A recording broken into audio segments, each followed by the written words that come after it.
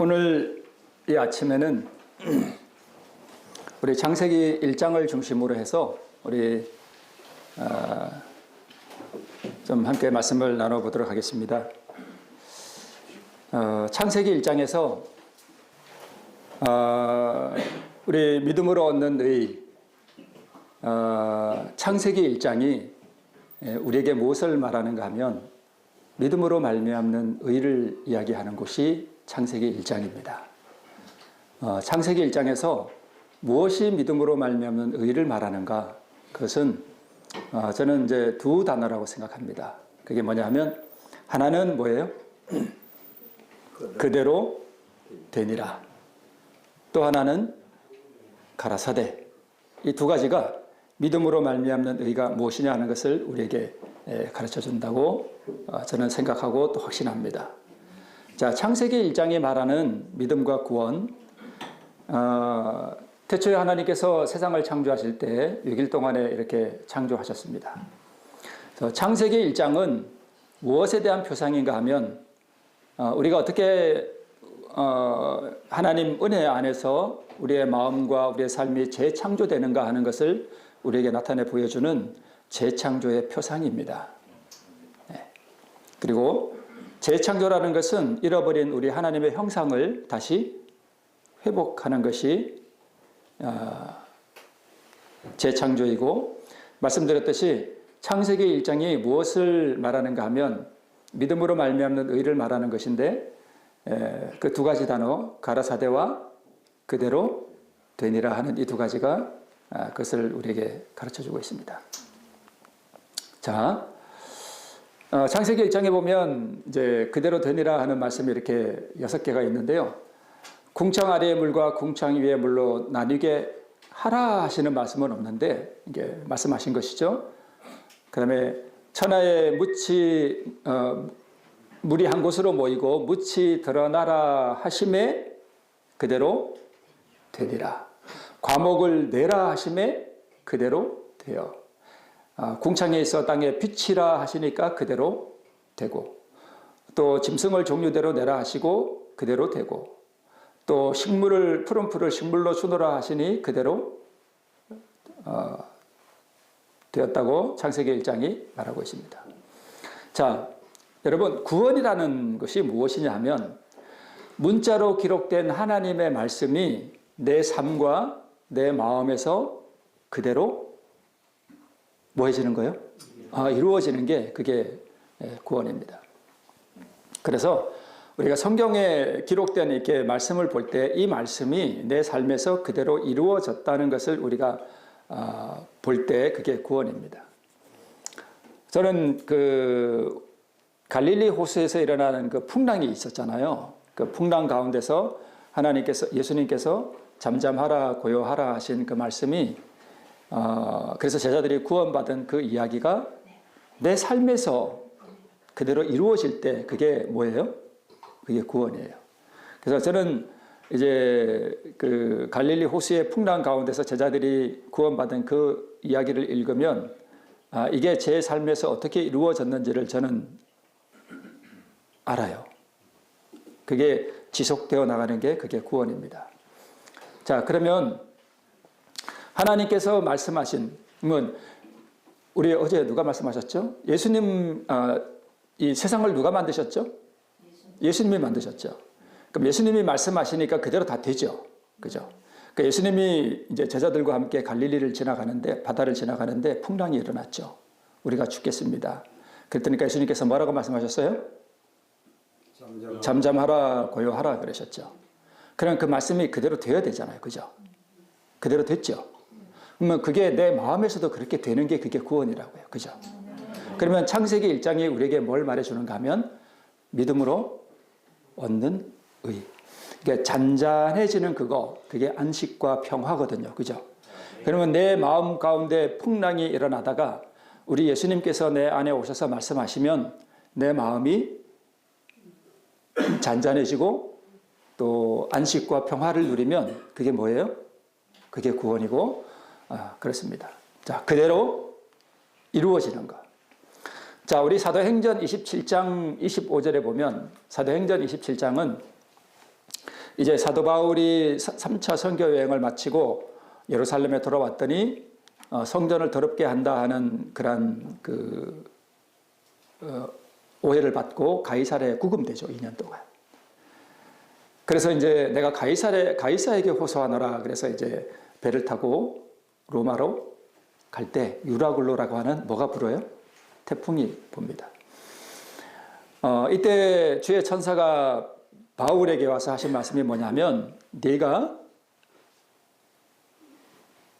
황제 앞에 서야 하겠고 이 배에 탄 사람들도 다 내게 주겠다는 그 말씀을 하십니다. 그 말씀을 하신 다음에 들은 다음에 사도 바울이 그 배에 있는 사람들에게 하는 말이 뭐냐 하면 그러므로 여러분이여 안심하라. 나는 내게 말씀하신 그대로 되리라고 하나님을 뭐 한다고요? 믿노라. 여러분 믿음이 뭐예요? 믿음이 뭡니까? 하나님께서 말씀하신 그대로 어떻게 된다고요? 된다고요. 잠잠하라 고요하라 하니까 그대로 돼요. 그죠? 그대로 돼요. 그러면 그게 내 마음에서도 그대로 되리라고 뭐 해야 돼요? 믿어야 돼요. 그죠? 그게 믿음이에요. 자, 나는 내게 말씀하신 그대로 되리라고 하나님을 믿노라. 어제 어느 분이 순종 이렇게 많이 말씀하셨는데 이 믿는 것과 순종하는 것은요 같은 거예요. 같은 거예요. 자, 나중에 한번 볼게요. 자, 나는 내게 말씀하신 이게 뭐냐면 가라사대죠. 그죠? 하나님이 말씀하신 게 가라사대죠. 그 다음에 그대로 되리라고 하나님을 믿노라 하는 이것이 그대로 그대로 되니라예요. 그죠? 네. 그래서 하나님께서 말씀하시면 그대로 됩니다. 예레미야에 보면 하나님께서 바벨론이 무너져서 사람이 또 짐승이 영원토록 여기에 거하지 않게 하리라는 그런 말씀이 있어요. 그죠? 바벨론이 멸망하고 난 다음에 진짜로 그렇게 되어서 오늘날도 그렇게 사람이 안 삽니다. 근데 이 바벨론을 다시 재건하려고 했던 사람이 있었는데 그게 누구냐 하면 후세인이에요. 후세인이 바벨론의 영광을 다시 재현하기 위해서 벽돌을 만들고 그 바벨론을 재건하려고 했습니다. 근데 뭐가 일어났어요? 전쟁이 일어나서 다 폐허가 되어버렸습니다. 하나님께서 말씀하시면 어느 누구도 거스릴 수 없습니다. 자, 믿는 것은 순종하는 것과 같은 것이고요. 그러므로 내가 너에게 말하노니 무엇이든지 기도하고 구하는 것은 받은 줄로 믿으라. 그리하면 너희에게 어떻게 된대요? 그대로 된대요. 이게 이제 우리가 믿음으로 우리 예수님의 그 의, 그리고 구원, 생명, 빛을 우리가 받는 원리를 우리에게 말씀하고 있습니다. 하나님의 뜻대로. 자, 조건은 또 하나가 뭐냐 하면 믿으면 이 진짜 믿음은 이 순종이라는 것으로 나타나는데요. 자, 여기 이제 한 중풍병자가 베데스다 연못가에 있습니다. 오호라 나는 공고한 사람이로다. 이 사망의 몸에서 누가 나를 건져내랴 라고 하는 사도 바울의 이 7장의 이 고민이 어떻게 보면 이 중풍병자의 상황과 유사한 그런 경험이라고 볼 수 있습니다. 어떤 사람들은요, 로마서 7장에 있는 이 사도 바울의 오호라 하는 이 경험이 이렇게 얘기해요. 우리가 하나님 앞에 죄를 짓지 않는 완전히 이룰 수 있다. 죄를 짓는 것은 우리가 하나님을 떠나 있기 때문에 그렇다. 우리가 율법에 완전히 순종할 수 있다. 그러므로 사도 바울이 7장에서 이 오호라 하는 것은 그가 회심하기 이전에 죄를 짓고 오호라 하고 또 죄를 짓고 오호라 하고 또 죄에 넘어지고 오호라 하고 그래서 거듭나기 이전의 경험이다. 이렇게 이야기하는 분들이 있습니다. 그런데 로마서 7장에서 오호라 하는 이 오호라는 무엇에 대한 오호라인가 하면 거듭난 사람에게도 속에서 충동해서 올라오는 죄된 본성이 끊임없이 그를 죄의 법 아래로 사로잡아 가려고 하는 그것을 계속 우리가 뭐예요? 느껴요. 그래서 오호라 하는 이 고뇌의 부르짖음이 있습니다. 자, 완벽하게 일치하지는 않지만 사실 이 중풍병자의 경험은 오호라 나는 공고한 사람이로다 하는 이 사람의 경험에 우리가 비유해 볼 수 있습니다. 예수님께서 오셔서 내가 낫고자 하느냐 이렇게 말씀하셨습니다. 자, 우리 주님께서 말씀하시기를 일어나 걸으라 라고 말씀하셨습니다. 자, 빛이 있으라, 새가 나르라, 과목을 내라, 묻이 드러나라. 다 누구의 말씀이에요? 예수님 말씀이에요. 자, 일어나 걸으라. 누구 말씀이에요? 네, 예수님 말씀이에요. 그럼 구원이 뭐예요? 예수님이 말씀하신 게 어떻게 돼야 돼요? 그대로 돼야 돼요. 그죠? 그대로 돼야 해요. 그게 구원이에요. 자, 그런데 이 중풍병자가 예수님의 말씀을 듣고 믿고 뭐 할 때요? 순종할 때 그 말씀이 그대로 됩니다. 자, 나았다는 것이 느껴질 때까지 기다리고 있지 않았습니다. 나았다는 보증을 예수님께서 주시지도 않았습니다. 말씀에 의지하여 뭐 했습니까? 행동했습니다.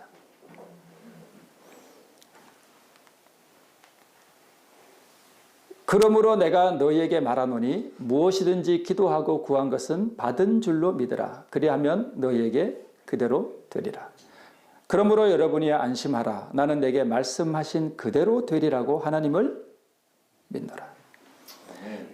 일어나 걸으라 하는 이 예수님의 말씀을 듣고 말씀하신 그대로 되리라고 예수님을 믿고 그 믿음이 그에게 순종을 일으키면 예수님의 말씀이 그의 삶 가운데서 그대로 됩니다. 이게 구원입니다.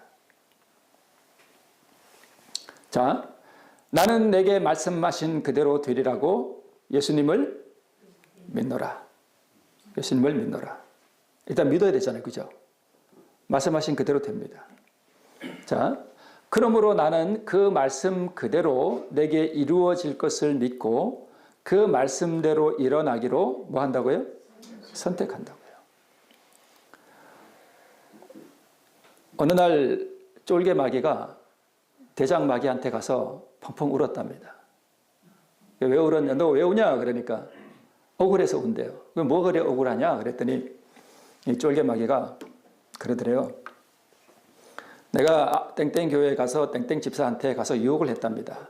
야, 오늘 너희들 친구들 다 단풍놀이 가지 않냐? 너도 오늘 땡땡이 치고 단풍놀이 하나 갔다 온 게 어떻겠느냐? 이렇게 이제 유혹을 했답니다. 근데 이제 땡땡 집사가 그 유혹을 딱 듣고 마음에 충동이 일어나니까 그날 안식일날 교회를 안 가고 친구들과 함께 설악산에 갔다 왔답니다.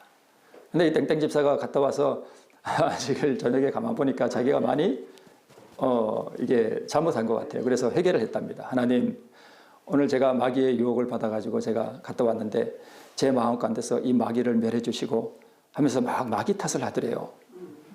그러니까 마귀가 가만히 보니까 너무 억울하더래요. 자기는 유혹만 했는데 이 땡땡 집사가 자기가 선택해서 자기가 가기로 결정해놓고 자기 발로 자기가 가놓고는 다 누구 탓해요? 마귀 탓하고 있는 거예요. 그래서 이게 너무 억울하다는 거예요. 나는 유혹밖에 안 했다는 거예요. 그렇지 않아요? 네, 그런 거예요. 물론 우리가 참 죄를 이긴다는 것이 우리 능력으로는 참 불가능한 것이긴 하지만, 자, 의에 있어도 마찬가지입니다. 하나님의 말씀이 내게 그대로 이루어질 것을 믿으면 그 말씀대로 내가 일어나기로 뭘 해주는 거예요? 선택하는 이 선택이 사실은 자아포기예요. 그러니까 그 땡땡 집사도 하나님을 향하여 자아포기한 거죠. 그죠? 네, 그죠? 자아포기한 거예요. 네. 그래서 내가 순종하면 이제 그 땡땡 집사는 마귀에게 순종한 것이고 내가 순종하면 그 말씀이 내 안에서 그대로 이루어진다는 것을 믿기 때문에 이제 나는 그 말씀대로 뭐 한다? 행한다. 네. 그리고 그 말씀대로 내가 순종하자 이제 나는 그 말씀이 내 안에서 그대로 되었다는 것을 느낀다.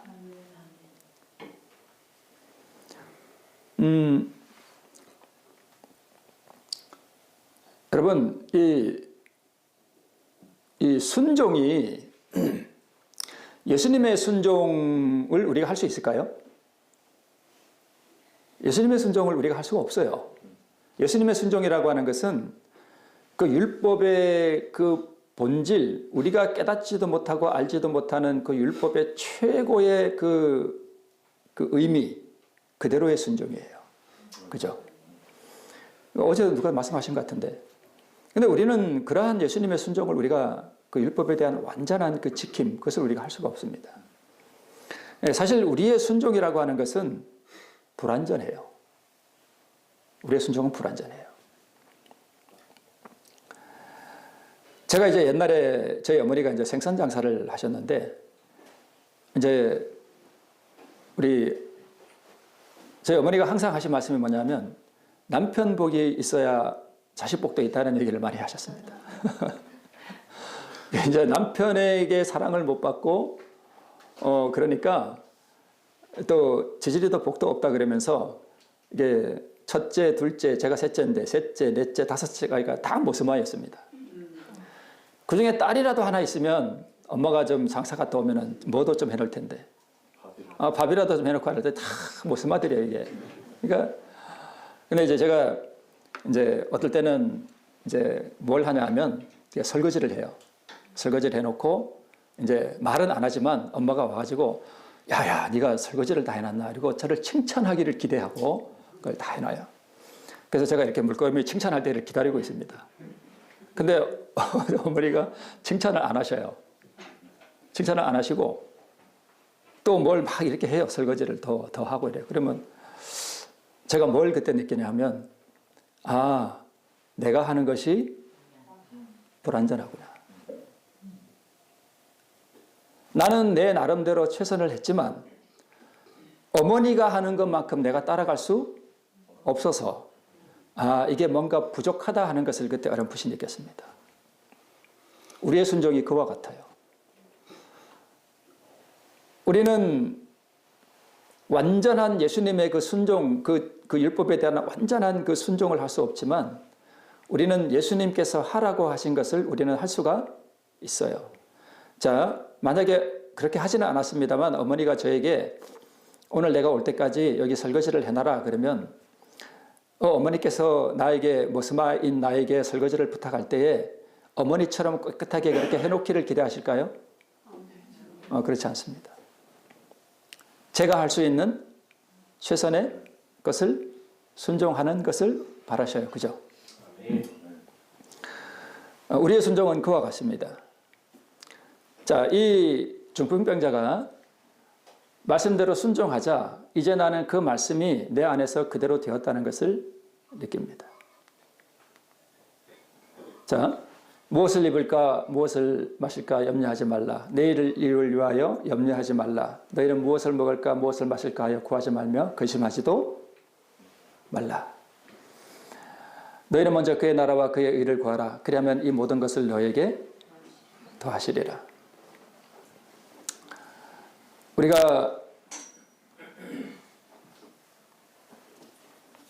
우리가 염려를 하고 싶지 않다고 염려가 안 되나요?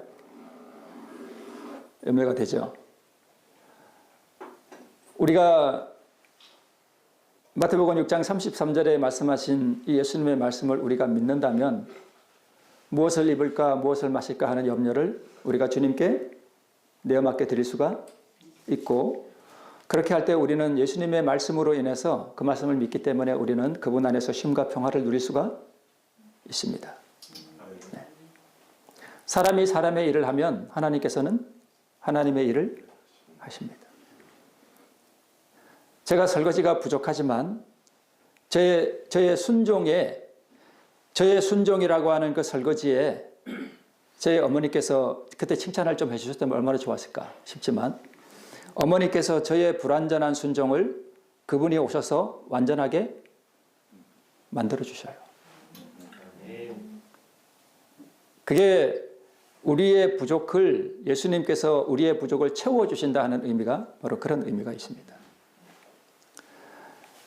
하나님께서 나의 설거지를 의롭다고 여겨주시지는 않고 우리 어머니의 설거지를 의롭다고 여겨주시지만 그러나 나의 순종을 어머니가 순종하신 그 순종으로 만드셔서 아버지께서 받아주시는 그것이 그래서 사람이 사람의 일을 하면 하나님께서는 하나님의 일을 하시는데 여러분 농부가 밭에 씨를 뿌리고 또 그것을 갈고 하지 않는 곳에 하나님께서 열매를 주실 수가 없습니다.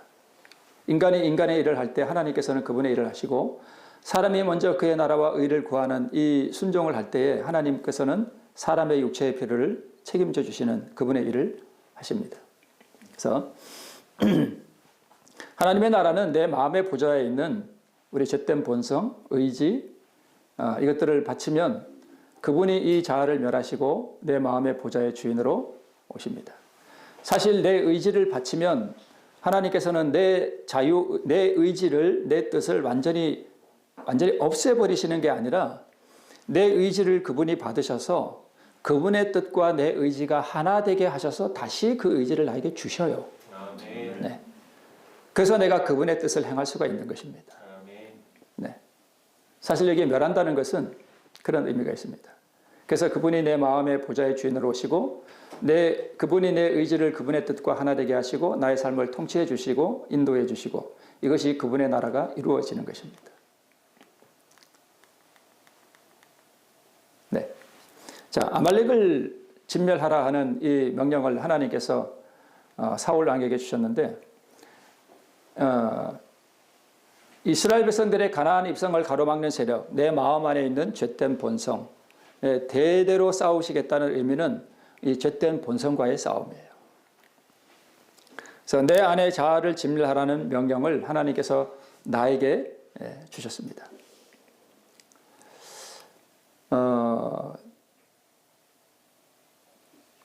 어떤 분이 이런 질문을 해요. 왜 가나안에 들어가는 것은 하늘에 들어가는 것에 대한 표상인데 이제 가나안에 들어갔는데 왜 가서 가나안 족속과 싸워야 하는 그러한 전쟁이 있느냐라고 하는 그러한 질문을 하시더라고요. 저희가 여러분 가나안에 들어가는 이 경험은 사실 이 땅에서 우리의 마음 가운데서 이루어지는 은혜의 왕국을 의미해요. 근데 이 마음 가운데서 우리가 구원을 받고 가나안에 들어가는 은혜의 천국이 우리 안에 이루어지는 이 경험을 했을지라도 우리 안에 무엇이 남겨져 있는가 하면 가나안의 7 족속이 여전히 남겨져 있어요. 그래서 이것을 진멸하라고 하는 하나님의 명령을 따라서 우리는 이것을 진멸해 나가는 그 과정, 그 성화의 과정을 우리는 싸우며 나가는 그러한 경험을 우리가 하게 되는 것입니다. 자, 그래서 내 안에 남아있는 죄된 본성, 그것을 우리 로마서 7장 9절에 사도 바울이 전에 법을 깨닫지 못할 때는 내가 살았더니 계명의 이름에 나는 죄는 살아나고 나는 죽었도다라고 하는 이러한 말씀을 우리 기록해놨는데 전에 법을 깨닫지 못할 때는 하는 이 말씀은 율법의 그 신령한 성질을 우리가 깨닫지 못할 때예요. 그래서 이 신령한 율법의 그 깊은 의미를 우리가 깨닫지 못하면 어떻게 되는가 하면 율법주의적으로 우리가 이렇게 하게 됩니다. 율법의 의를 행할 때 이때는 내가 살았더니 그래서 스스로 자기가 의롭다는 생각을 하게 됩니다. 근데 계명이 이름에 사도 바울이 전에는 율법에 대한 완전한 순종을 한다고 자기가 생각을 했지만 이 계명의 무한히 의로운 그 신령한 본질을 사도 바울이 봤을 때에 그가 무엇을 느꼈는가 하면 자기가 참으로 죄인 되었다는 사실을 깨닫게 됩니다.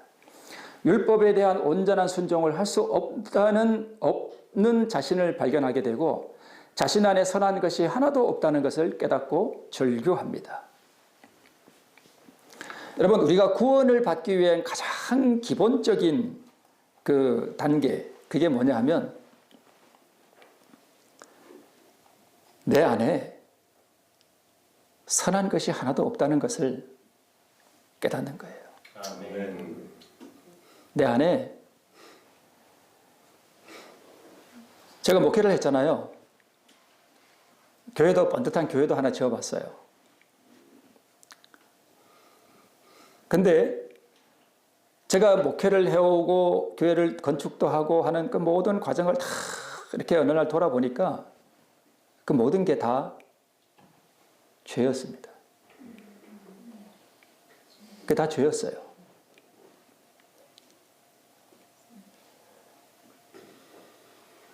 그래서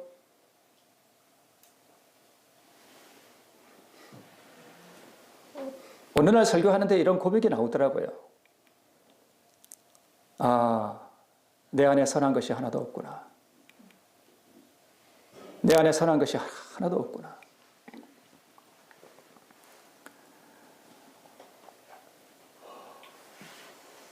때로 우리가 순종을 하고 하나님의 말씀에 우리가 발을 맞추어 나가지만, 그러나 그 과정 속에서 끊임없이 내 자아가 거기에 첨가되어 있었다는 사실을 깨닫게 됩니다.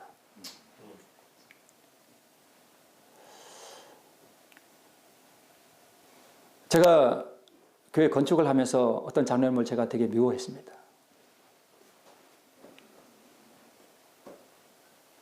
저를 아주 많이 힘들게 했습니다.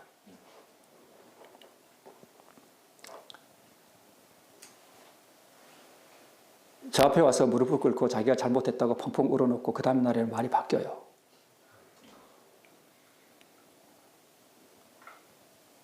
근데 나중에 가만히 돌아보니까 그 장로님이 저를 어렵게 한 게 아니라 그게 다 내 죄더라고요.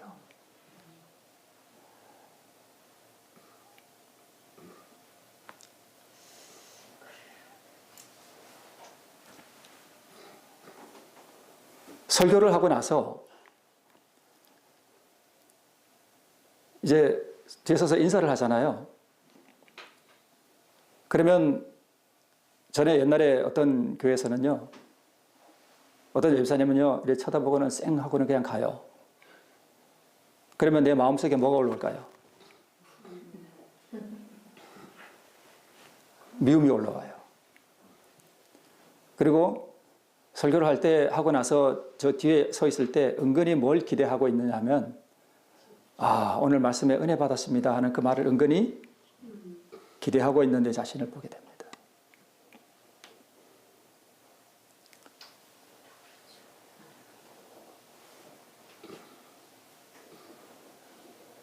그래서 그 모든 경험 가운데서 일어난 모든 이 과정들을 살펴볼 때, 아,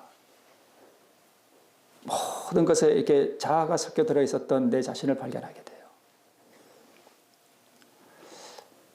물론 제가 뭐 항상 그러고 제 자아가 거기에 섞여 들어가 있다라고 말하기는 그렇지만, 때로는 깊은 은혜의 경험도 있고 성공하는, 승리하는 어떤 그런 경험들도 내 삶에 많이 있었지만, 그러나 그런 것들이 나에게 어떤 공로가 되지 않고 의의가 되지 않고 전적으로 하나님의 그것은 은혜일 뿐이었다는 사실을 깨닫게 될 때, 아, 내 안에 선한 것이 하나도 없구나, 오직 죄밖에 없구나 하는 것을 깨닫게 될 때, 이것이 우리가 구원을 얻는 데 있어서 가장 중요한 밑거름이 된다는 사실을 다시 한번 깨닫게 됐습니다. 아멘. 이제는 이것을 행하는 자가 내가 아니요 내 속에 거하는 죄니라. 사도 바울의 마음속에 있었던 그 죄된 본성, 그가 끊임없이 하나님의 복음을 전하는 그 수고로운 과정 속에서도 그의 마음을 괴롭혔던 것은 그의 본성 가운데 있었던 죄였습니다.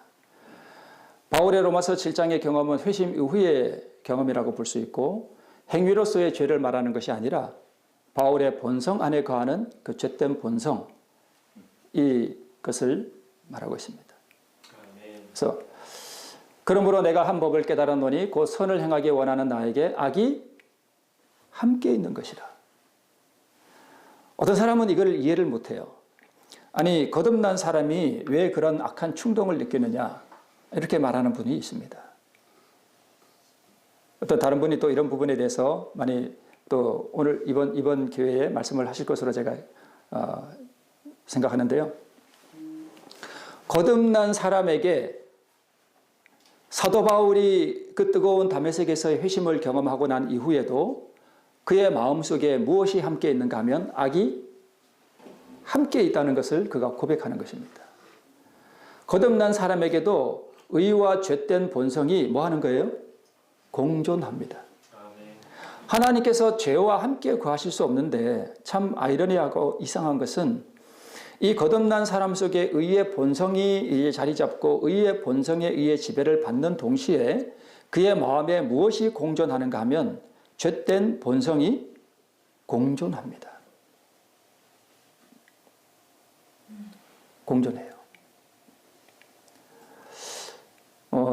제가 이제 뭐 들어서 아시는 분도 계시지만 제가 이제 어느 날 유튜브를 제가 원해서 한 건 아니었지만 제가 이름이 이렇게 조금 알려지고 난 다음에 어느 날 집사람하고 이렇게 길을 가는데 아침에 산책을 가는데 갑자기 저의 마음속에서 느닷없이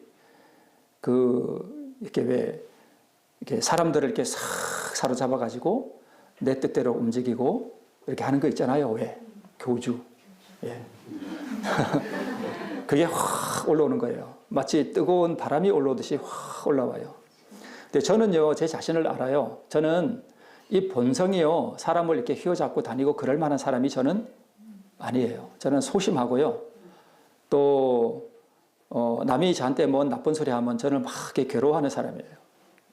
그리고 저는, 이렇게 다른 사람과 함께 막 이렇게 뭐 하는 걸 저는 혼자 있는 게 좋지, 뭐 그런 걸 별로 기대하고 그런 거 생각도 안 한 사람이거든요. 진짜예요. 교주 되는 것은 세상에 태어나서 한 번도 꿈도 안 꿔봤습니다. 참. 근데 제가 이름이 조금 알려지니까 뭐가 올라오는가 하면 이렇게 올라와요. 저는 생각하지도 못했던 그게 올라오더란 말이에요. 제 안에 깊이 숨겨져 있던 거예요. 그때는 제가 이제 이러한 내 자신을 주님께 온전히 드리고 굴복시키고 의를 경험하는 것들을 제가 이렇게 해 나오던 그런 과정 속에 있었는데도 그런 것들이 올라옵니다. 그때 제가 그 참 희한한 기분이에요. 마치 뜨거운 것이 뭔가 이렇게 올라와요.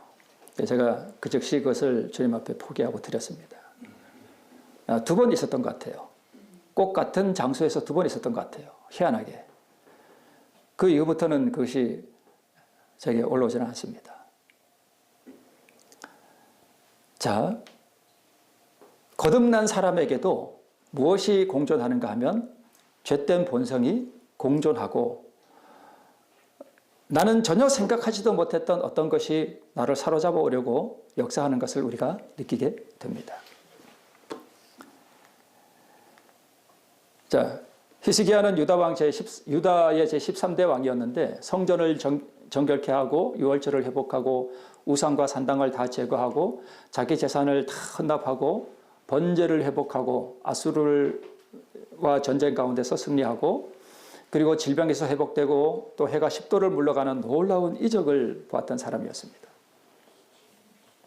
자, 그런데 바벨론에서 이 해가 10도를 물러가는 이것을 본 다음에 사신을 보냈을 때 이 사신들이 히스기야의 질병과 회복에 관한 이 이야기를 듣습니다.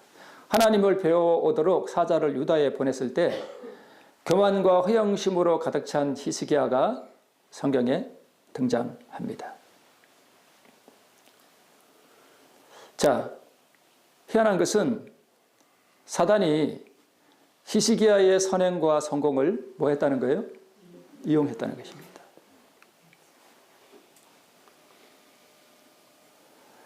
하나님을 모르는 강대국의 사신에게 나라의 곳간을 다 보여줬습니다.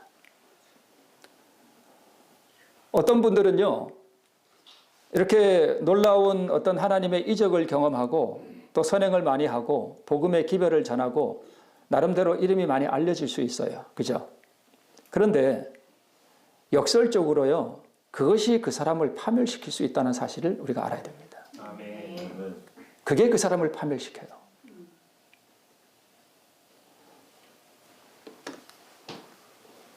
히스기야의 의로운 품성 안에 뭐가 감추어져 있었는가 하면 악의 요소가 감추어져 있었습니다. 히스기야가 얼마나 위대한 왕이에요. 얼마나 놀라운 일을 행했어요. 심지어 해가 물러가는 그런 놀라운 이적이 그를 통해서 일어났습니다. 그런데 이 히스기야의 성공이 역설적이게도 그의 마음 안에 있는 뭘 만들었는가 하면 교만이라는 자아를 만들었습니다. 그 성공이 그 교만을 만들었다라고 보기에는 좀 그렇지만 하여튼 그의 성공이 그가 하나님 앞에 행한 그 모든 선행들이 무엇을 한편으로 잘하게 만들었는가 하면 교만이라는 자아를 만들었습니다. 그의 많은 공로, 위대한 이적, 수많은 간증의 재료들, 만약에 히스기야가 여기서 간증한다면 얼마나 많은 간증을 할 수 있겠어요. 그죠? 바벨론의 사신이 왔을 때에 히스기야 왕을 축혀 세운 듯 합니다. 우쭐해진 왕은 자신의 영광을 드러내기 위해서 나라의 모든 국관을 다 보여주었습니다. 그죠? 자, 그의 모든 성공적 신앙이 그로 하여금 무엇을 만들었는가 하면 교만을 만들었습니다.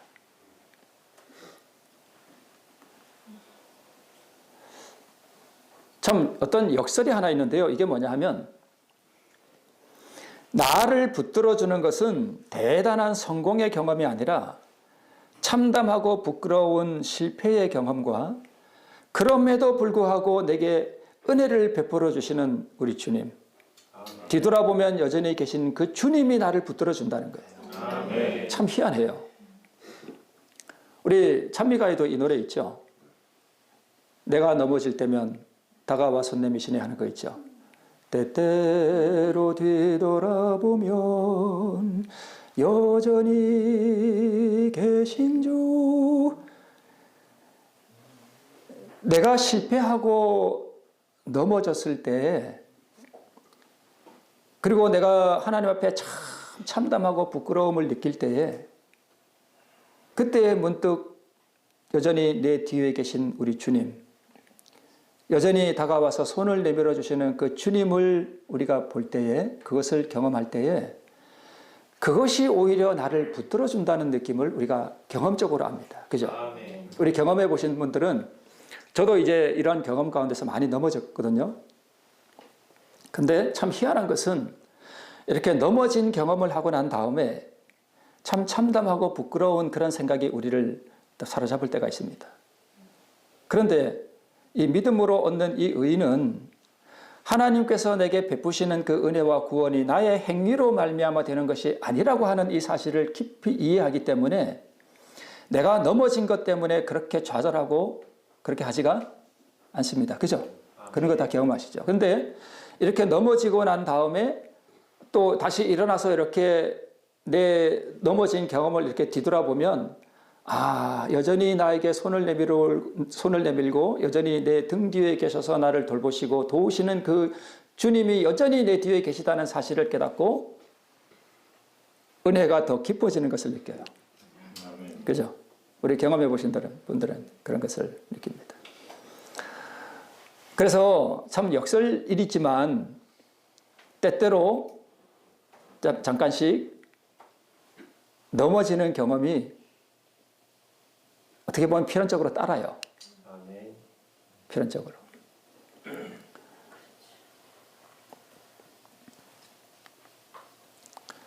자, 예수님께서 너희들 나 다 버릴 거야. 오늘 밤에 나를 다 버리고 다 도망갈 거야. 그랬을 때 베드로는 물론이고 모든 제자들이 다 말하기를 우리가 절대 예수님을 버리지 않겠습니다. 라고 말했습니다. 왜 이런 말을 했을까요? 무엇 때문에? 왜 제자들이 예수님을 우리가 절대 버리지 않겠습니다. 라고 말을 했는가 하면 자신들의 경험 때문이었습니다.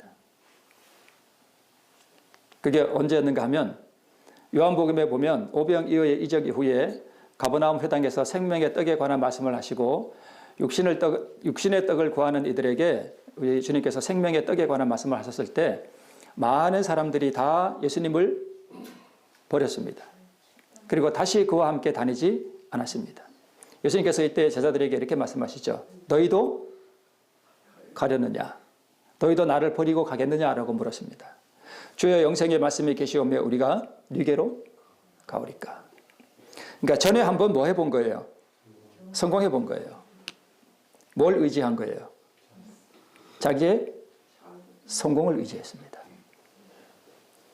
내가 오늘 한번 나를 주님께 굴복시키고 내가 은혜의 경험 가운데서 내가 성공하는 또 승리하는 어떤 그런 경험을 했을 때 쉽게 빠질 수 있는 함정이 뭐냐 하면 뭘 의지해요? 자기 경험을 의지합니다. 그래서 참 역설적이게도 우리의 승리의 경험이 때로는 우리를 뭐하게 하는가 하면 자빠지게 만듭니다. 아멘. 그래서 예수님 그때 다 모든 사람들이 버리고 예수님 떠났을 때 우리는 절대 예수님 안 버렸습니다. 우리는 다시 한번 또 그렇게 할 수 있습니다. 라고 자신들을 믿었습니다. 시대소망에 보면 구주께서는 그리스도에 대한 그의 사랑까지라도 억눌러 버릴 이기주의와 철면피함이 베드로에게 있는 것을 보셨다. 많은 결점, 억제하지 못하는 죄, 주의성 없는 정신, 성화되지 못한 성질, 시험에 뛰어드는 부주의성이 등이 그의 생애 가운데 나타났다. 예, 반드시 그런 것은 아니지만 하나님은 영적 실패를 사용하시고 사단은 신앙의 성공을 이용합니다. 이게 여러분 이해되시나요? 이해되시죠? 네. 그렇다고 신앙의 성공이 나쁜 건가요? 우리가 그런 것은 아니지만, 네. 자, 하나님은 인간의 실패를 사용하셔서 그를 겸손하게 만드셔요. 아멘. 만드시고 자신의 연약함을 깨닫게 하시고 날마다 매 순간마다 그리스도의 의를 의지하지 않으면 안 된다는 사실을 절감하도록 만들어 주셔요. 네. 그래서 이제 저희 교회 어떤 집사님도 이제 그런 걸 말씀하시더라고요. 예. 되더래요. 해보니까 되더래요. 근데 얼마 있다가 이분이 불평이 입에 이만큼 나오세요. 안 된다 이거예요. 안 된다.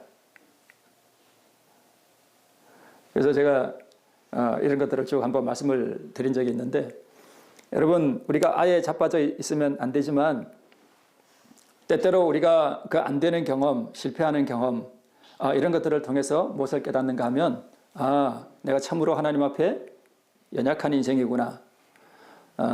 그래서 겸손하게 만들고 매 순간마다 매일마다 하나님의 의를 의지하지 아니하면 안 된다는 사실을 깨닫게 해주십니다. 자, 사단은 인간의 성공을 이용하여 그를 교만하게 만들며 자신 안에 있는 자기 본성, 마귀의 본성을 잊게 만들고 자기 자신을 의지하도록 이끌어간다는 사실입니다. 좀 새겨서 이해하십시오. 가끔은 실패하십시오. 가끔은 좀 넘어지세요.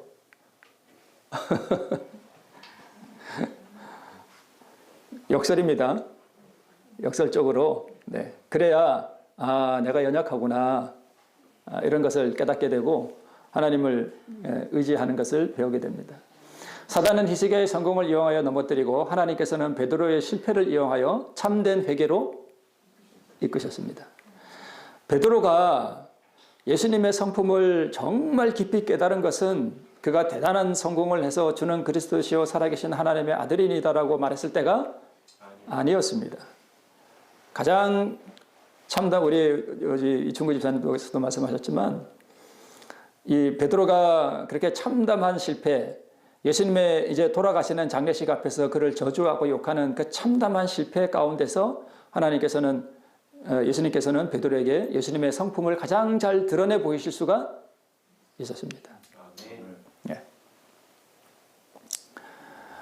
때로 넘어짐의 경험이 우리의 본성 안에 있는 악의 요소들을 깨닫게 해주시고 은혜를 새롭게 하는 수단이 되기도 합니다. 되기도 해요. 옛날에 저희 집사람이 저보고 이제 가끔 했던 얘기가 뭐냐 하면 3일을 못 가네. 이런 얘기를 제가 한 적이 있습니다. 3일을 못 가네. 혼잣말처럼 3일을 못 가네. 옛날에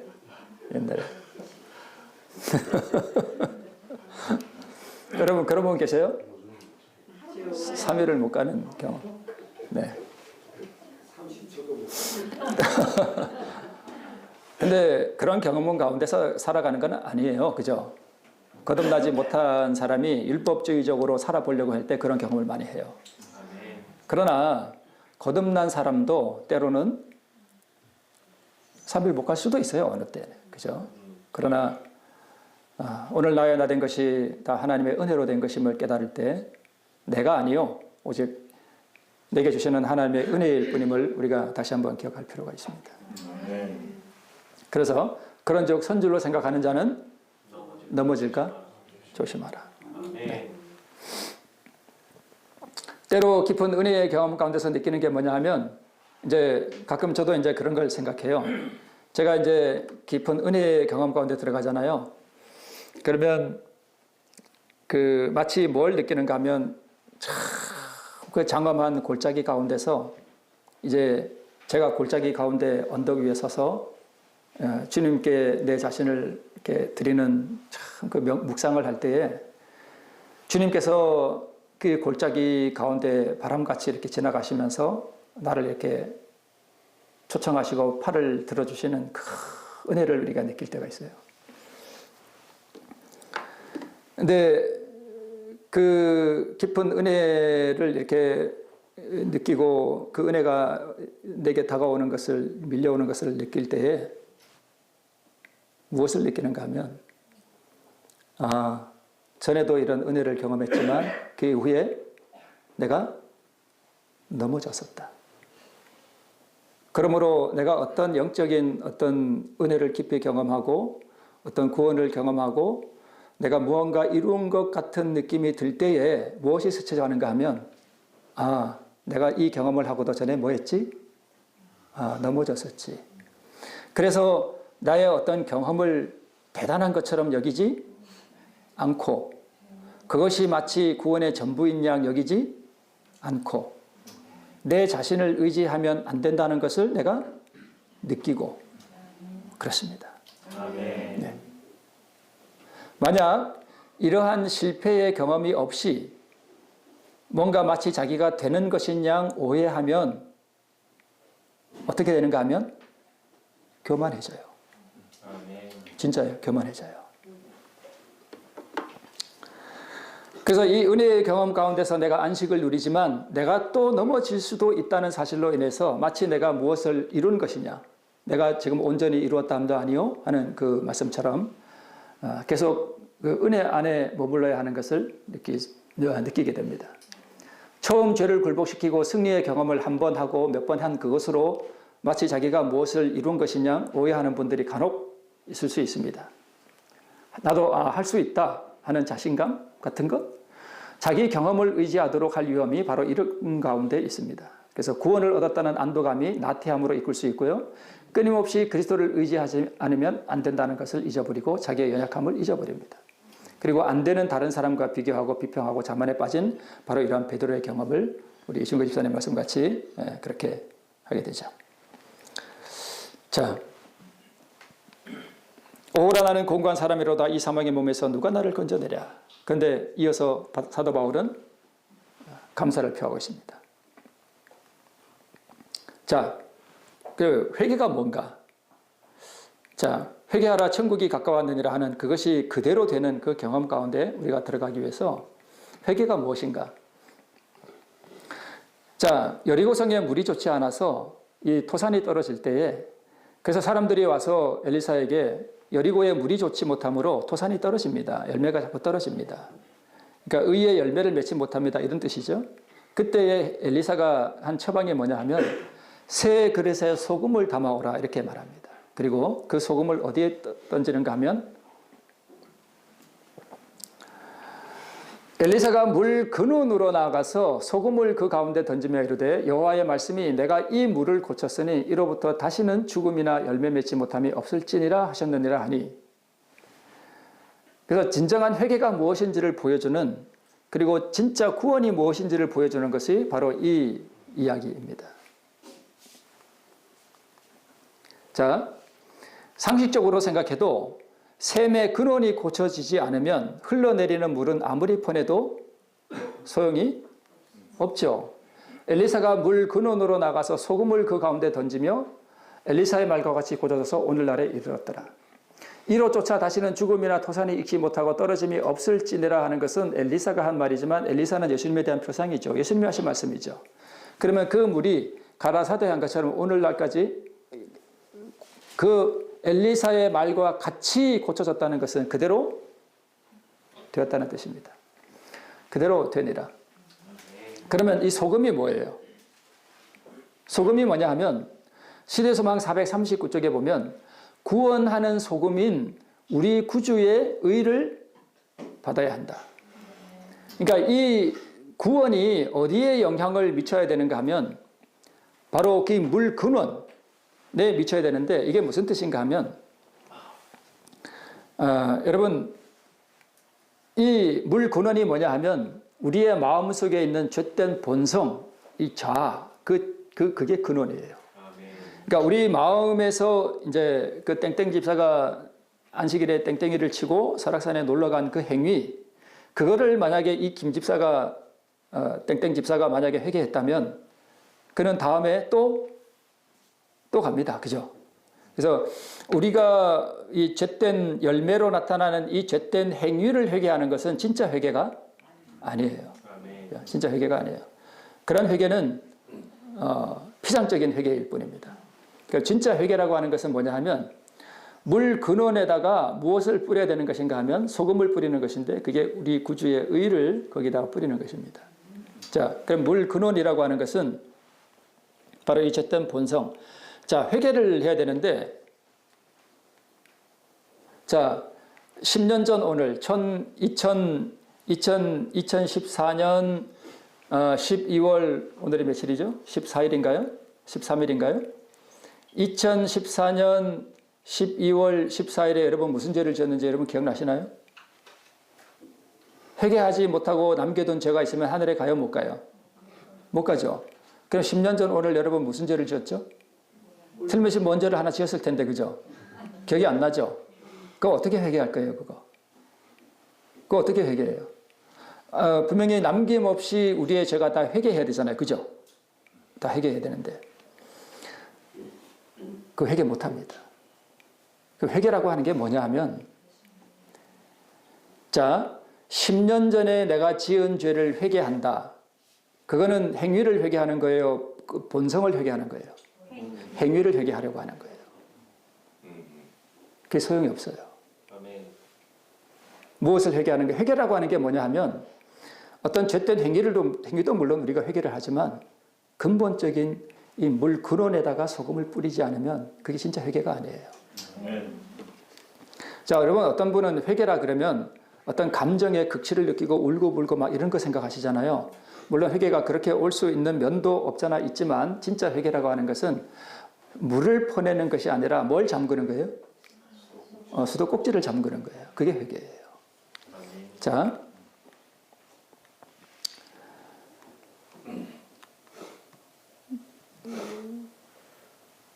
다윗이 범죄하고 난 다음에 나단 선지자가 와서 당신이 바로 그 사람이다라고 하는 이 기별을 주었을 때에 다윗의 진짜 회개한 것은 자기의 물론 행위도 회개했겠지만 다윗이 뭘 봤을까요? 지난날 그 많은 은혜와 순결한 생애 가운데서도 알지 못했던 다윗의 마음 가운데 여전히 숨겨져 있었던 살인과 간음을 할 수 있는 자신 안에 있는 죄된 본성을 보지 않았을까요? 아멘. 저는 그렇게 생각합니다. 아멘. 다윗의 회개는 자기의 어떤 행위도 물론 회개했겠지만 속절없이 죄의 법 아래로 사로잡혀 온 자신 안에 있는 바로 그 죄의 권세를 저는 분명히 다윗이 봤다고 생각합니다. 아멘. 만약에 다윗이 자기가 잘못한 그 행위만을 회개했다면 다윗은 또 간음하고 또 살인했을 거예요. 아멘. 자, 행위를 회개하는 회개는 자, 어떤 예를 들어서 도벽이 있는 남의 것을 훔치는 사람이 있다고 합시다. 이 사람이 수천 번, 수만 번 남의 것을 훔쳤어요. 근데 행위를 회개하려면 그 하나하나를 다 회개해야 되잖아요. 그죠? 그 어떻게 회개할 거예요? 그죠? 근데 이 사람이 예를 들어서 어느 날 길을 가고 있는데 또 이 남의 물건을 훔치고 싶은 충동이 속에서 올라왔습니다. 올라왔어요. 근데 이 사람이 회개라고 하는 것은 행위를 회개하는 것이 아니라 본성을 회개하는 것이다 라는 말을 듣고 이 사람이 이렇게 했습니다. 예를 들어서 이 죄된 본성이 올라올 때 하나님, 저는 이 훔치고 싶은 이 도둑질하고자 하는 이 죄된 본성을 제가 이길 수가 없습니다. 그래서 우리가 잘 아는 대로 그렇게 자아를 포기했다고 합시다. 투쟁을 통해서. 또 그 많은 실패와 좌절과 그 많은 죄된 행위 가운데서도 자기에게 여전히 은혜를 베푸신 그 주님의 은혜를 생각하고 그가 그것을 주님 앞에 드렸다고 합시다. 그래서 하나님께서 그의 마음속에 있는 그 훔치고 싶은 그 충동을 제어를 해 주셨어요. 그래서 그날 그가 참 승리하는 생애를 했습니다.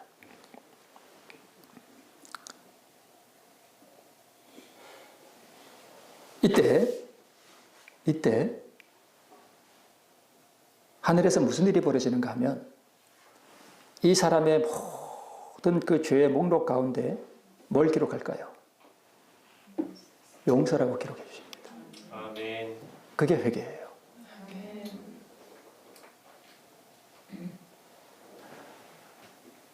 그동안 자기가 행한 그 모든 죄된 행위 하나하나를 회개한 게 아니라 뭘 잠궈버린 거예요? 수도꼭지를 잠궈버린 것입니다. 그러면 이 수도꼭지가 또 터지려고 할까요? 네, 또 터지려고 할 거예요.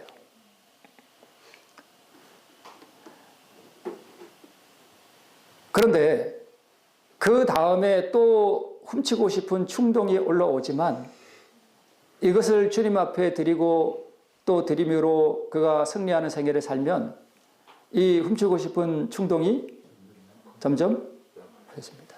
아멘. 제가 참 부끄러운 얘기지만 다 아시죠? 제가 이충구 집사님을 한때 한번 질투를 한 적이 있습니다. 모르시는 분이 계신가요?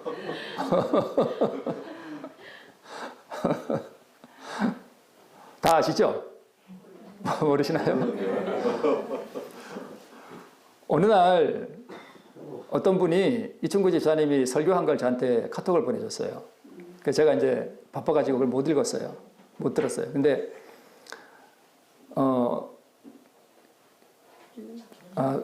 그 이후에 누가 이걸 보내줬냐면 이주영 장로님께서 이충구 집사님 설교를 카톡으로 또 보내주신 거예요. 그래서 이제 그날이 안식일이었는데 안식일 날 아침에 이제 설교 준비를 마저 다 점검을 하고 시간이 아짜 새벽에 이제 이렇게 앉아 있는데 그 카톡이 생각이 나요. 그래서 그걸 다 들어봤어요. 너무 잘해.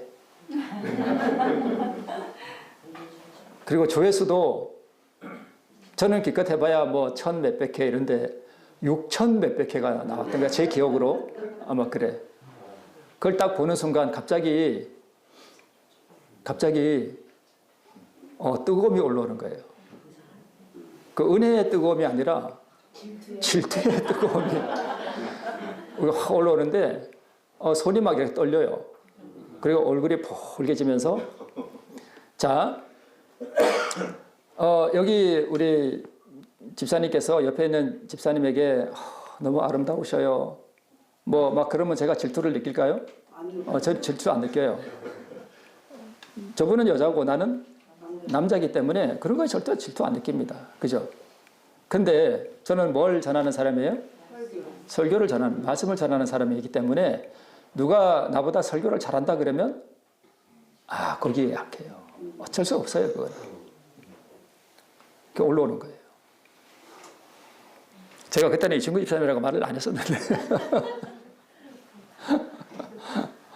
아주 깊이가 있고 참 은혜롭고 이 은혜로운 말씀을 들었는데 왜 그런 복음을 전하는 사람이 질투가 올라오느냐? 이해를 못 하시는 분들은 이 인간의 마음속에 감추어져 있는 이 충동, 죄된 본성, 남아있는 이 자아, 이거 이해를 못해서 그래요. 그래서 제가 그 자리에서 무릎을 꿇었습니다. 하나님, 제가 이 올라오는 이 질투의 감정을 제가 주님께 우리 어떻게 하는지 다 아시죠? 다 아시죠? 그렇게 했습니다. 그랬더니 갑자기 평화가 와요. 질투가 없어졌어요. 없어지고 먼저 질투가 없어졌어요. 그리고 마음이 너무 평화로워졌습니다. 이제 뜨거움이 사라졌어요. 그러고 났는데 그 다음에 뭐가 올라오냐면 이 친구 집사님을 향한 사랑이 흘러가는 걸 제가 느껴요. 그 자리에서. 이게 어떻게 느껴졌는가 하면 이 사랑이요. 마치 그 물방울 있죠. 이제 물에다가 세제를 넣어가지고 이렇게 막 해놓으면 뭐가 올라와요? 방울방울 거품이 올라오잖아요. 제가 그때 지금도 기억하는데 그 사랑이 어떻게 나가는가 하면 마치 이 뭉게구름 같이 아니면 비눗방울 같은 게 뭔가 멍글멍글한 사랑이 막 제 안에서 이 친구 집사님을 향해서 흘러나가요. 그게 그 순간에 다 있었던 일입니다. 질투로 막 손이 떨리고 얼굴이 벌개지고 가슴이 벌렁벌렁 하던 제 가슴 속에 주님께서 오셔서 잠잠하라, 고요하라 라고 말씀하시니 가라사대 하니까 그대로 되니라. 그리고 이제 제 마음 가운데서 이제 이 친구 집사님의 사랑이 이렇게 막 흘러나가는 거예요.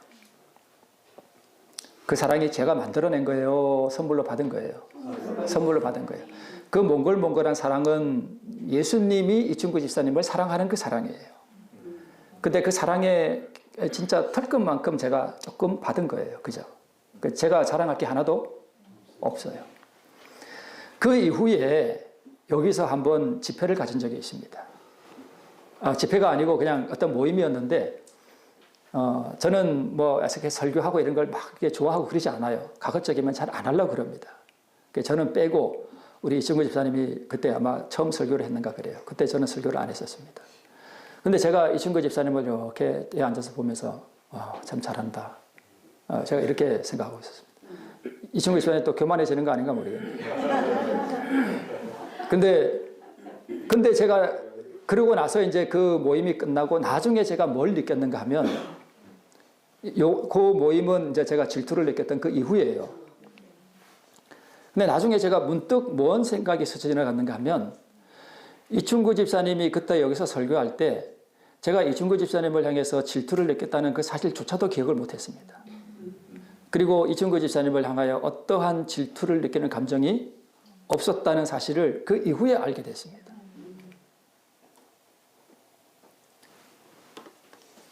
네.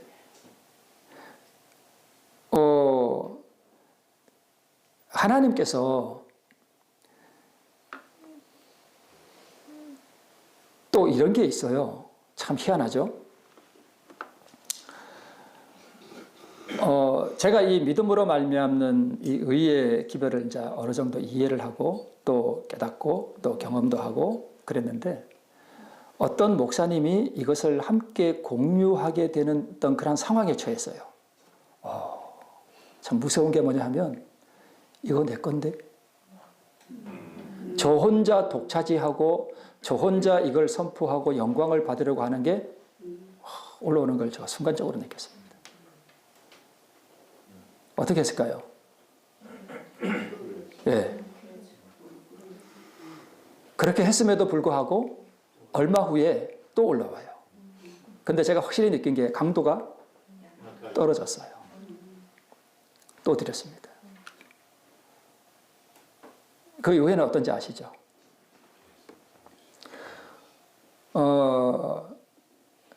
그런 경험들을 통해서 제가 뭘 느끼는가 하면 내 안에 엄청난 죄를 범할 수 있는 요소가 숨겨져 있구나. 나도 알지 못하는 그러한 것들이 내 안에 여전히 있구나. 그래서 그런 것을 통해서 뭘 알게 되는가 하면 우리는 한순간도 그리스도의 의와 그분의 은혜에 의지하지 않으면 언제든지 내 안에 있는 죄의 요소들이 나와서 나를 점령해 버릴 수 있다라는 사실을 그런 걸 통해서 깨닫게 돼요. 오히려 실패하는 경험 또는 내 안에서 엉뚱하게 느닷없이 올라오는 남들이 들으면 저 복음을 전하는 목사가 어떻게 자기 거라고 생각을 하고 자기가 영광을 받으려고 하고 어떻게 그렇게 교주가 되려고 하는 그런 생각이 올라올 수 있을까? 이해가 안 된다고 생각하는 분들이 있을 수 있어요. 그런데요, 여러분, 아무리 착한 사람도요, 살인을 할 수 있는 죄의 요소가 그 안에 숨겨져 있어요. 그래서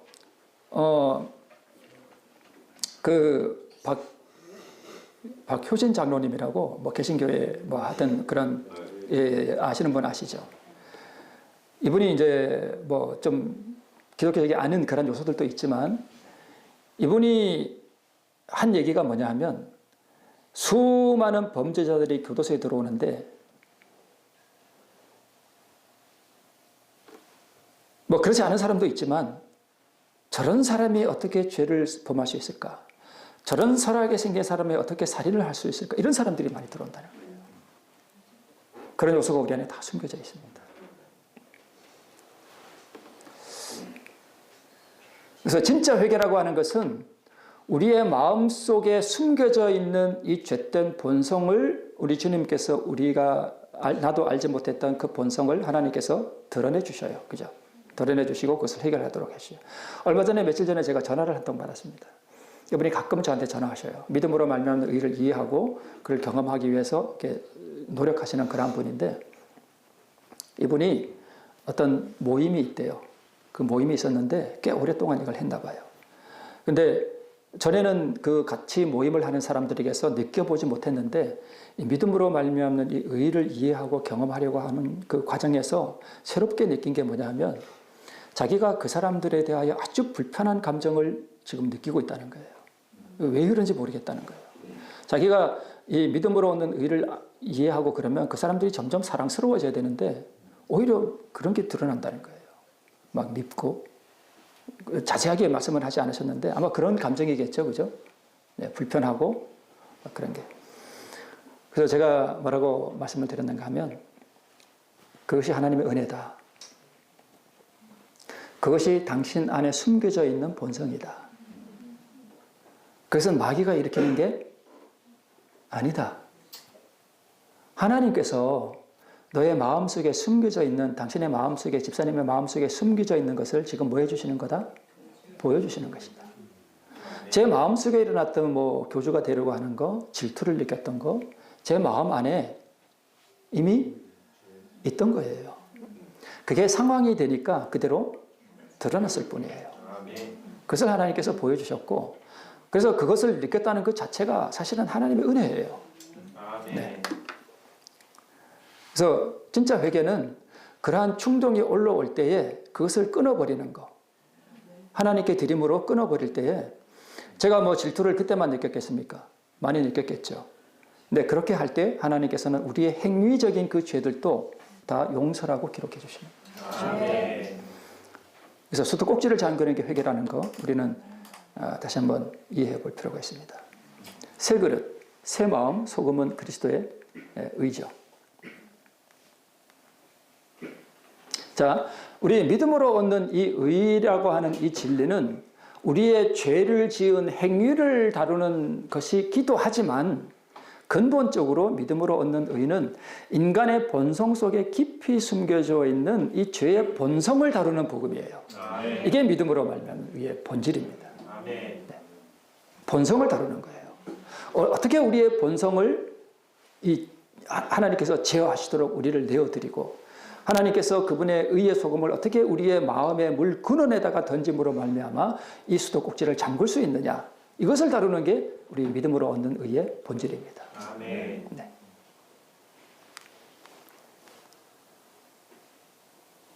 네, 이건 제가 했던 거고요. 자, 그것을 이해하고 그리스도의 의를 받음으로 그 죄된 본성이 통제되고 의에 의해서 점령되어 나가는, 이게 가나안 7족속을 점령해 나가는 과정이거든요. 그 과정이 믿음으로 말미암는 의의 진수이며 그 과정을 또한 성화라고 하는 것이고, 그래서 성화는 칭의가 점점 깊어지는 거예요. 그리고 은혜가 점점 더 깊어지는 것이고 자아 소멸이 점점 더 심화되는, 깊어지는 그 경험이 바로 성화라고 하는 것을 우리가 이해할 수 있습니다. 그래서 하나님께서는 나 자신도 알지 못했던 내 안에 숨어있는 자아를 드러내어 주심으로 의로운 품성을 우리에게 이루어 주셔요. 그래서 여러분, 가끔 옆에 있는 남편이 한심스러워지고 막 이렇게 올라올 때 낭망할 필요가 없어요. 그게 내 모습이에요. 하나님께서 드러내어 보여주시는 거예요. 그죠? 그럼 옆에 있는 사람도 누가 한번 그렇게 실수하는 것을 보면, 여러분, 제가 예를 들어서 한번 확 화를 내는 거 여러분 보면 여러분 무슨 생각이 들까요? 아니, 저거 맨날 뭐 믿음으로 어쩌고 하더니 저거 완전 가짜네?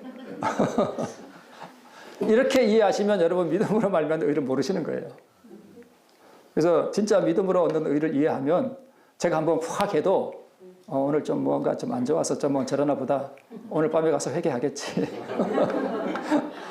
저럴 수도 있지 뭐. 그러면 이게 믿음으로 얻는 의를 이해하시는 분이에요. 네. 그럴 수 있어요. 그래서 내 옆에 남편이나 아내가 또는 내 옆에 있는 어떤 누가 한번 그런 모습을 봐도 오늘 뭐 좀 뭔가 안 좋은가 보다. 그렇고 이렇게 이해해 주는 그게, 네. 네. 네. 아멘입니다. 네. 자, 하나님의 율법의 적용의 범위는 겉으로 드러난 행동은 물론이요, 감정과 동기, 이 감정과 동기가 바로 물 근원이에요. 네. 그것은 어둠 속에 숨겨진 것들 위에도 빛을 비추기 때문에 마음에 숨겨진 비밀을 드러낸다. 하나님은 모든 생각과 목적과 계획과 동기를 아신다. 하늘의 책에는 기회가 주어졌다라면 범했을 죄들도 적혀 있다. 저는 옛날에 이게 이해가 안 됐습니다. 내가 죄 짓지도 않았는데 왜 이게 적혀 있지? 기회가 주어졌다면 범했을 죄, 여기 죄, 이 죄가 행위일까요? 본성일까요? 본성이에요. 본성이에요. 이걸 해결하라는 거예요. 이걸 해결하지 않으면 하늘에 가서 또 뭐 할까요? 또 범죄해요. 또 범죄해요. 그래서 하나님께서는 제가 질투의 어떤 남자의 질투는 여자의 질투보다 무섭습니다. 여자의 질투는 이렇게 앙 하고면 그냥 끝날 수도 있지만 남자의 질투는요 살인을 불러옵니다. 진짜. 예. 저 사울 왕이 그랬죠. 맞아요. 살인을 불러요.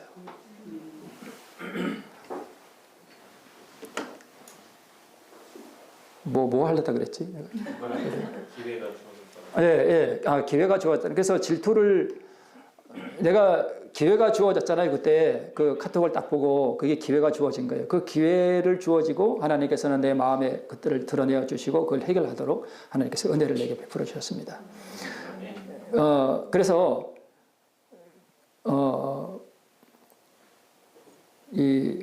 어떤 기회가 주어져도 범죄하지 않을 만한 그러한 품성, 그 품성을 이루기 위해서 하나님께서는 우리의 마음속에 있는 죄의 그 요소들을 드러내어 주셔요. 그걸 해결하고 회개하도록 주신다는 것입니다. 그분은 율법을 가지고, 그리고 그분은 이 사진과 율법을 비교해 보신다. 그분은 각 사람에게 그의 삶을 망쳐놓은 결점들을 드러내어 보여주시고 회개하고 죄에서 돌아서라고 호소하신다. 이 죄는 본성적인 죄예요. 네. 그들 자신들은 알지 못했던 결점과 약점들을 드러내는 위치로 그들을 이끄신다. 제 마음에 질투가 있다는 사실을 드러내어 주시기 위해서 하나님께서는 그것을 허락하셨어요. 우리 이종 장로님께 우리 광 목사한테 이 카톡을 보내라. 왜 제가 장로님 또 안 보내줬으면 제가 안 봤을지도 몰라요. 근데 하나님께서는 그걸 장로님 통해서 저한테 보내도록 하시고 제가 그걸 보도록 하고 제 마음속에 있는 죄의 요소들을 드러내어 주셨습니다. 네. 자, 하나님의 가라사대가 내게서 그대로 되기 위해서는 순종하기 싫어하는 네. 이것들은 좀 넘어가고요.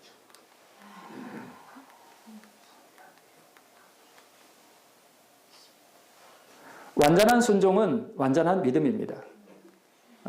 자, 우리 가나의 혼인잔치에서 그 어머니가 하인들에게 이르되 너희가 무슨 말씀을 하시든지 그대로 하라. 그대로 하라. 라고 말씀하셨습니다. 자, 예수께서 저에게 이르시되 이 말을 마리아가 했죠. 예수께서 이르시되 저에게 이르시되 항아리의 물을 채우라 하신즉 아구까지 채우니 이제는 떠서 연회장에게 갖다 주라 하심에 갖다 주었더니 저는 전에 이종장님과 이렇게 통화를 하다가 왜 물이 언제 포도주가 됐을까 이런 말씀을 하셔요. 그래서 제가 그때 속으로 번뜩 무슨 생각이 드냐면 아니 뭐 그게 뭐 그리 중요하지?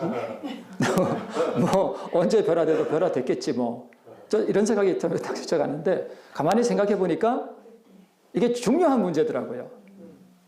언제 변화됐을까? 네. 채웠을 때? 아니면 떴을 때? 이 하인들이 물을 딱 떴을 때 포도주였을까요? 물이었을까요? 물. 네. 틀려도 괜찮아요. 네. 네. 네. 제가 이제 믿음으로 얻는 이 의, 이것을 이제 좀 이해하고 나니까, 그 말씀이 이해가 돼요. 완전히 갖다 주었을 때. 인간의 일을 했을 때. 예. 상관없어요.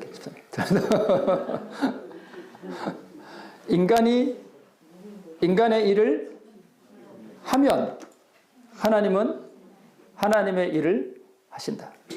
채우라, 뜨라, 그리고 갖다 주라.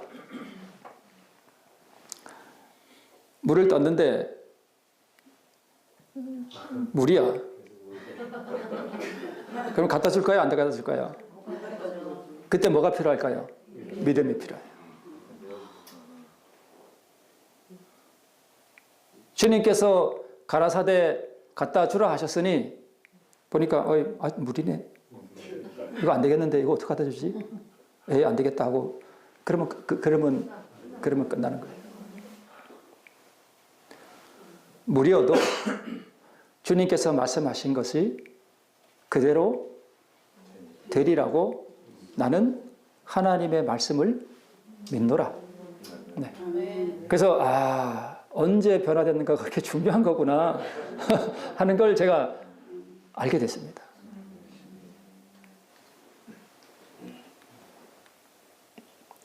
인간이 인간의 일을 하면 그래서 완전한 순종. 나하만이 요단강에 몇 번 들어갔죠? 7번 들어갔죠. 7번 들어갔을 때에 변화됩니다. 완전한 순종을 했을 때 완전한 쉼이 있고 완전한 순종에 그때 하나님의 말씀이 그대로 됩니다. 인간의 일은 물을 채우고 뜨고 갖다 주는 일까지 해야 합니다. 순종입니다. 이 일이 이루어져야 하나님은 하나님의 일을 하신다. 인간이 자기 생각과 자기 뜻을 포기하는 순종을 하면 하나님께서는 그분의 말씀을 이루어지게 하시고 포도주는 그리스도 우리의 의를 상징하고요. 그죠? 네. 포도주가 없다고 하는데 물을 채우라, 갖다 주라, 일어나지 못하는 사람인데 일어나 걸어가라, 내 안에 사랑이 없는데 사랑하라, 사랑이 없을지라도 내가 주님께서 우리에게 의를 줄 것을 믿고 사랑을 나타내라. 이 모든 것을 우리가 믿음으로 순종할 때 하나님의 말씀이 우리에게서 그대로 이루어지는 그 경험이 됩니다. 나는 말씀하신 그대로 되리라고 하나님을 믿노라. 믿음으로 우리가 순종해 나갈 때 하나님께서 우리에게 약속하신 그 약속들이 우리에게 이루어질 것을 믿고 그 약속에 의해서 우리가 순종할 때 놀라운 우리 그리스도 우리의 의가 우리 삶 가운데 이루어지고 우리가 그리스도와 동행하는 그런 역사가 이루어질 줄로 믿습니다. 네, 이번 기회를 통해서 우리가 다시 한번 깊은 은혜를 경험하고 우리 주님의 은혜를 다시 한번 경험하는 귀한 시간들이 되시기를 바라면서 말씀을 마치겠습니다. 네.